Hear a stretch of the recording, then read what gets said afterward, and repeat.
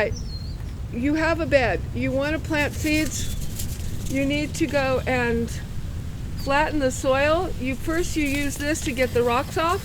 See all the rocks? But then you start going like this. See how it looks nice and smooth? You're also looking at a way so the water doesn't run downhill, or you're trying to make it level. So I'm trying to level out all the spots so that when you go back and forth trying to level, so you know that it's going to be ready for your seeds. Then you've read your seed packet. It says a 1/4 inch deep. So then what you do is you open a corner of your seed packet. It just works a heck of a lot better that way. So it's ready to roll.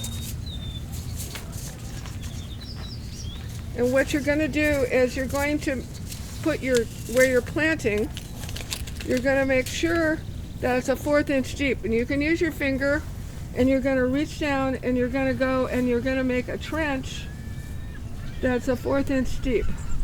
And that's about just barely a trench. So I'm going to make a trench out here. Okay, and that is where, and sometimes you'd like to put a stick so you know at least where it is. And you put the seeds in your palm of your hand. And to show you the seeds, they're extremely tiny. Here. See, everyone? So if you just poured them in, that would be a big hunk of seeds. So what you can do as a technique is if you just go with your finger and just take a few seeds while you're going, now you're keeping your seeds in a little bit at a time, and you're going to thin them because I made them too thick. And then you take some very soft soil and you basically make sure there's no lumps in it.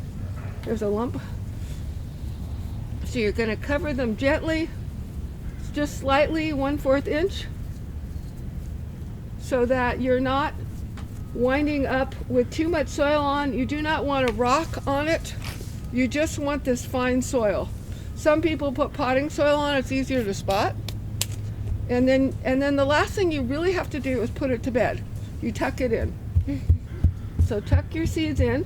Why do you do that? Because otherwise when you're watering, they're going to float everywhere and they won't stay where they're supposed to. So that was what my father had taught me when I was little. Said, please tuck in your seeds. So tuck them in. Now your seeds are sown.